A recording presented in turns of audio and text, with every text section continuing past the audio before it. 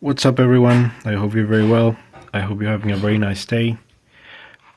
Today we're gonna do sort of like an update on this mini project that we worked on, I think about a year ago. I'm not really sure. You can see this in a video where we worked on three different little projects. To be perfectly honest, I don't remember the other two, but this is one that had survived very well. It does have its little problems here and there, but other than that, I consider this a very stable ecosystem. I think it continues very well with the previous video. You can see that this is tiny, but it's really cool. Anyway, so the objective for that video was to work on micro ecosystems, and you can see that I planted several little plants, and they're doing okay. There was some bucephalandras, mini bucephalandras that I planted, a rotala, and a little sprig of Eliocharis, and another rotala, the green variety. For the longest time, that was it. There was nothing else inside. Just a couple of days ago, I added this little bucephalandra to continue absorbing nutrients from the water column, and maybe like maybe like 6 months ago, I added a tiny little shrimp larvae, and we can see that it's no longer a larvae. It's no longer the tiny little shrimp that it was 6 months ago. It's now a larger shrimp. You can see it there. And now that this zoom of the camera is active, you can also see other microorganisms living in the water column. And full disclaimer, this is just an experiment. This is not the shrimp's final home. I know these grow bigger than this, so just a couple more months, or maybe a month more, I'm gonna transplant transport this to another container. Yeah, so where it can grow and grow. And a couple of days ago, I added this little guy, one of those snails that pop up everywhere in aquariums when you got plants. And as you can see, it's doing a very well job of removing the hair algae and the algae that grows on the walls of the container. But it's a trade-off that we have. No more algae, but a lot of little poop strands. Still, this is something that the plants really love. The ecosystem is still balanced. And because I wanted to get rid of the hair algae, shrimps are very good at doing that. You can see that I also added another little shrimp here. Another little buddy here for the larger one. There it is. See that? I think it's quite cool. The larger one, I think it was exactly the same size when I first added it as this one. And it's chowing away and it's doing okay. So yeah, you can see that, like I said, this is a very stable ecosystem. So you can definitely give this a try if you want, but there are a couple of things that you need to remember. First of all, I added a little layer of gardening soil, just your typical black gardening soil, and that's going to be the nutrients to jumpstart the plant growth. Yeah, that's the first thing. But you gotta be careful not to add too much, otherwise there's going to be way too many nutrients in the water, and algae is just gonna, drown your plants because they're not going to be receiving enough light. And so that's the first thing. Just a tiny bit. Well, it depends on how much gravel you're using, but I would suggest that if you add like a 1 part of gardening soil, then at least 3 parts or 4 parts of aquarium gravel.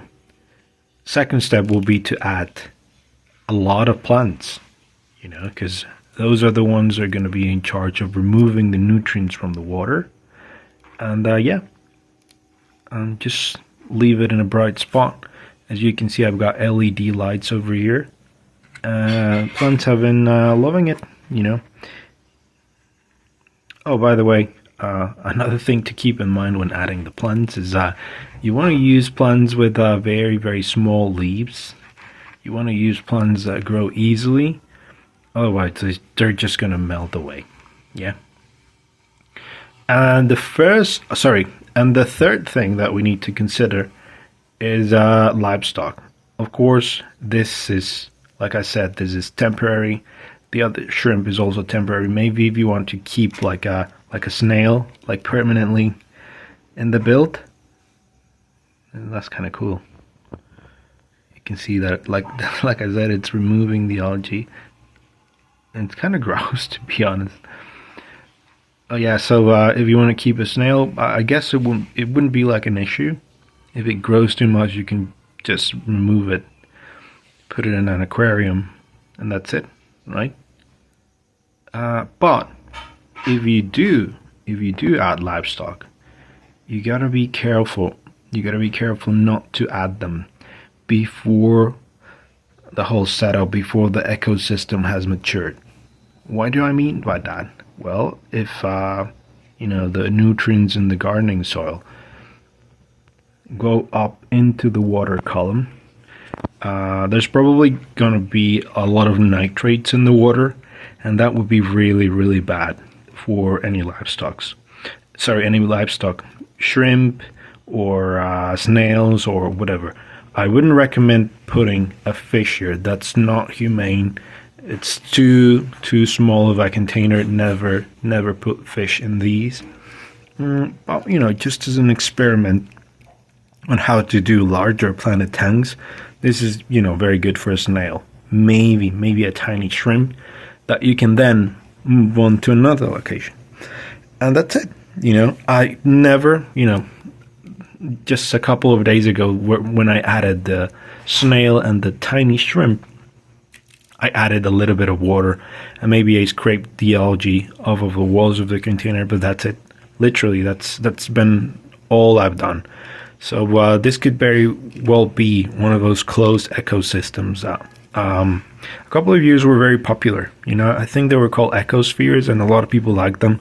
Some people say that no, this isn't cool because the little shrimp living in there are completely trapped and you cannot open it. Well, you can open this one, and as soon as you can see that there's maybe not enough room for the little shrimp to walk or swim or whatever, like I said, you can remove it and put it in a different container. Yeah, so there's a lot of hair algae growing on the side of this little rock. Maybe that's something that the snail would take care of, but other than that, I think it's quite successful. Quite a successful experiment. So yeah, I just wanted to show you the update, and I just remembered the other project that we worked on. Well, another one of the projects that we worked on, and it was a little cerisa. Yeah, it was a cerisa that we planted in this little container. Well, not a container, but it's a micro bonsai pot. And now we got a tiny little Japanese black pine planted here. Again, this is an experiment. The problem with the other one was that it was planted outside, and this time of year it's very unstable. The weather, I mean, it's very, very windy, and if you have small pots like these, it dries them up super fast, and so that little cerisa plant didn't make it. This one, however, is growing inside under the grow light that these little aquariums grow under, so we'll see what happens. The other one I don't actually remember, but it was another micro project. Anyway, I think that's pretty much it for this video. A little update, yeah, and I think I mentioned this already, but it goes along the lines of our previous video where we saw the mini tank over here with the with the little shrimps. So yeah, I hope you really liked it. If you got any comments, doubts, questions, anything, drop them down below, and I'll see you next time. Okay, bye.